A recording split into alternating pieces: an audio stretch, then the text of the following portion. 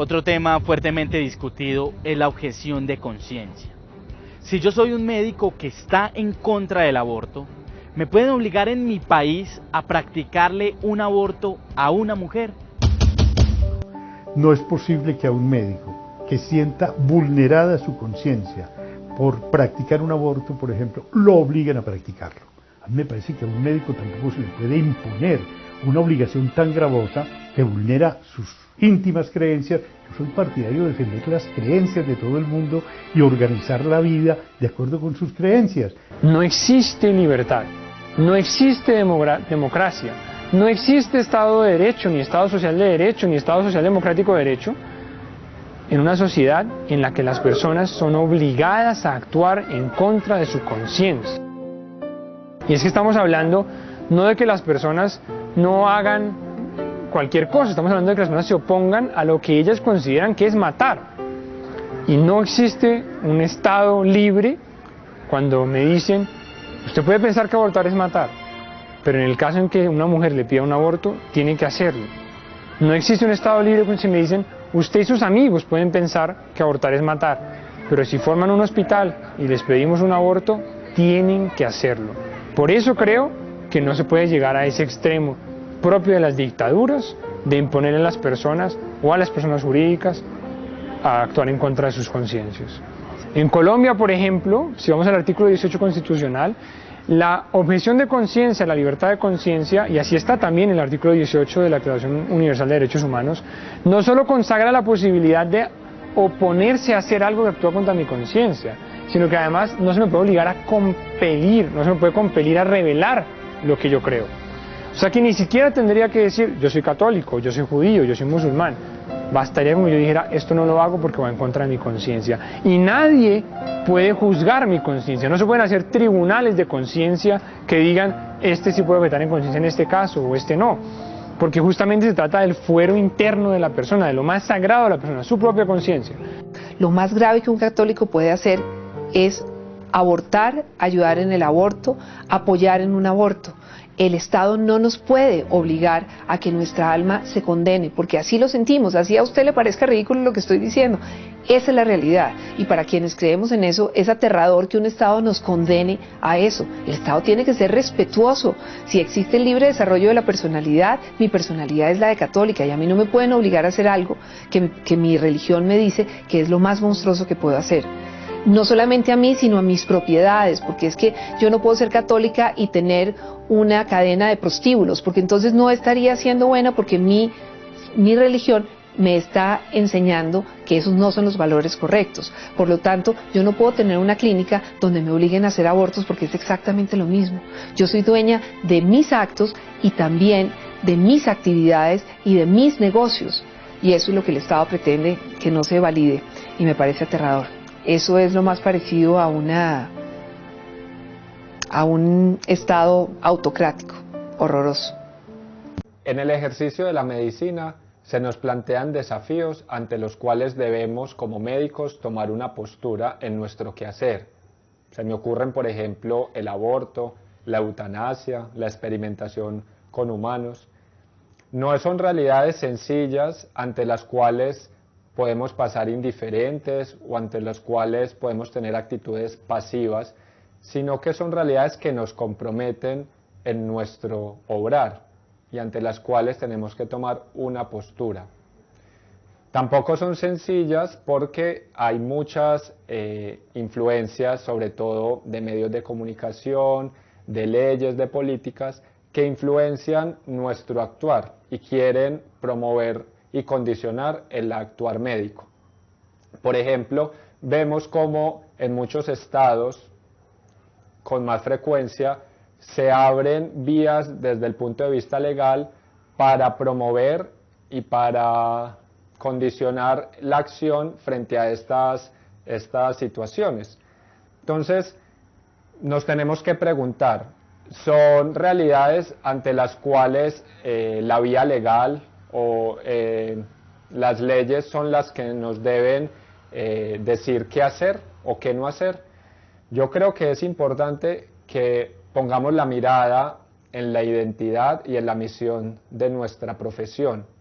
No podemos descartar y olvidar los compromisos que hemos hecho desde el principio. Por ejemplo, el juramento hipocrático, que busca que nosotros nos comprometamos con el respeto a la vida en todas sus etapas, desde la concepción hasta el fin último. No podemos descartar los principios del hacer el bien y no hacer el mal.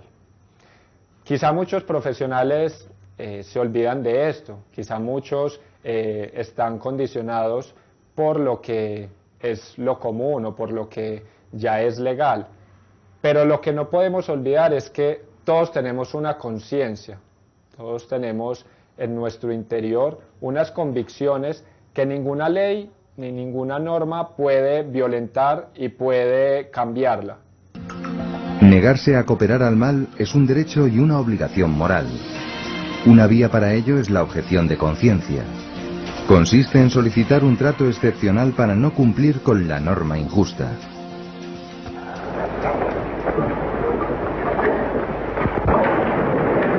Je jure d'observer la Constitution et les lois du peuple belge. El rey Balduino de Bélgica ofreció un ejemplo heroico de objeción de conciencia cuando se negó a firmar la ley del aborto. Puso en juego su prestigio y su corona con tal de no refrendar lo que juzgaba injusto. La objeción de conciencia es un germen de moralización del derecho. Admitir la objeción de conciencia hace promover una sociedad que actúe más por motivos de conciencia que por motivos de pura conveniencia. El respeto a la objeción de conciencia con ciertas garantías para asegurar su veracidad se erige hoy en distintivo del Estado de Derecho democrático. Por desgracia, abundan las presiones para impedir la objeción, sobre todo en el caso de médicos, enfermeras y farmacéuticos.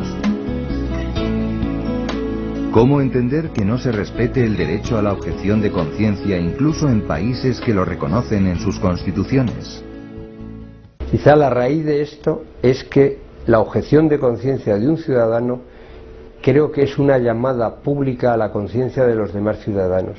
Y quizás sea eso lo único que no pueden tolerar, que los demás les pongan en carne viva su propia conciencia. Un ordenamiento que no admitiese la objeción de conciencia en ningún caso degeneraría con mucha facilidad en un ordenamiento totalitario. Yo creo que es importante que miremos nuestra convicción, no únicamente la religiosa, sino también la ética y la moral, para poder asumir este compromiso ante estos desafíos. Entonces yo creo que ante este punto aparece la objeción de conciencia que podemos tener los profesionales de la salud. La objeción de conciencia, que es un derecho fundamental nuestro para abstenernos y muchas veces para decir no, para negarnos a hacer o a dejar de hacer muchas prácticas que están mal, que no van a favor de nuestra conciencia, de nuestras convicciones. Nadie entonces puede forzar ni violentar nuestra libertad. Nadie puede condicionarnos a ir en contra de nuestra conciencia y de nuestros principios. Yo por eso invito a todos los médicos, a todos los profesionales de la salud, a que vivan coherentemente, a que examinen su conciencia y a que mantengan la firmeza y la valentía para muchas veces abstenerse a ir en contra de sus principios o en contra de sus convicciones.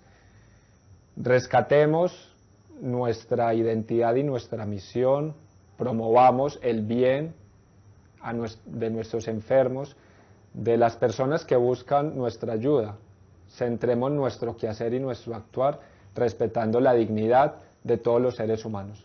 Que este hospital se opondrá sí, y asumirá las consecuencias legales, pero no facilitará ni propiciará ni hará nada que atente contra la vida del ser humano. Por el contrario, aquí estamos cuidando la vida, no manipulándola.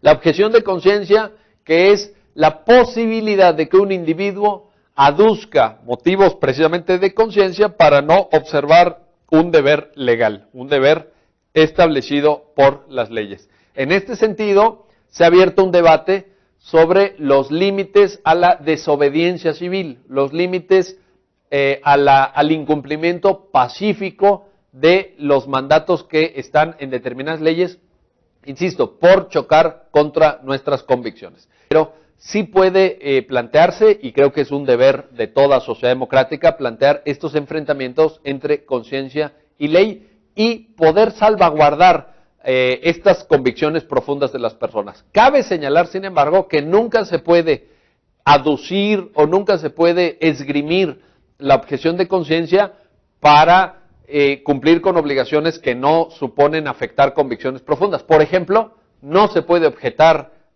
por motivos de conciencia el pago de impuestos, porque si no, imagínense, dirán, no, pues es que pagar impuestos va en contra de mis creencias, entonces no voy a pagar el IVA o no voy a pagar el impuesto a la renta. Bueno, esto naturalmente en un país democrático no se puede permitir y de hecho no se reconoce en aquellos países que tienen disposiciones sobre objeción de conciencia. Pero sí dar un margen legítimo, dar un margen de certidumbre para que cuando entre en choque la ley y la conciencia, los individuos no tengan necesariamente que optar o en doblegar sus convicciones o en incumplir la ley, sino que haya una salida legalmente prevista para ello. Si usted es médico o farmacéutico y la ley quiere que actúe contra su religión o contra su conciencia, sepa que no está solo. El senador irlandés Ronald Mullen consiguió el año pasado que le proteja el Consejo de Europa. Si eres un profesional sanitario y crees que practicar un aborto o participar en él no es un comportamiento veraz, que no es auténtica atención médica, debe ser respetado tu derecho a no intervenir. La situación no es tan fácil como parece. Ejercer la objeción de conciencia puede significar ser despedido o perder un ascenso. Un desafío que se analizó en el Encuentro Internacional de Personal Médico organizado por Mater Care International. El desafío en nuestra sociedad pluralista es dar cabida a la libertad de las conciencias y ser conscientes de que lo que es legal se convertirá en lo habitual en nuestra sociedad. Un ejemplo es el informe McCafferty, redactado el año pasado por Christine McCafferty, política británica pro-aborto. Ella pidió que el Consejo Europeo regulase la situación de quienes se oponen al aborto. Tras varias enmiendas propuestas por el senador Ronald Mullen y por otros, la propuesta cambió tanto que su autora votó en contra. El texto aprobado dice que ninguna persona, hospital o institución será coaccionada, considerada civilmente responsable o discriminada debido a su rechazo a realizar, autorizar, participar o asistir en la práctica de un aborto, eutanasia o cualquier otro acto que cause la muerte de un feto humano o un embrión por cualquier razón. Sin embargo, los conflictos entre la ley y la conciencia no se limitan al ámbito médico. En definitiva, el senador Mullen reconoce que hay progresos a favor de la objeción de conciencia, pero que aún queda mucho que hacer en todo el mundo.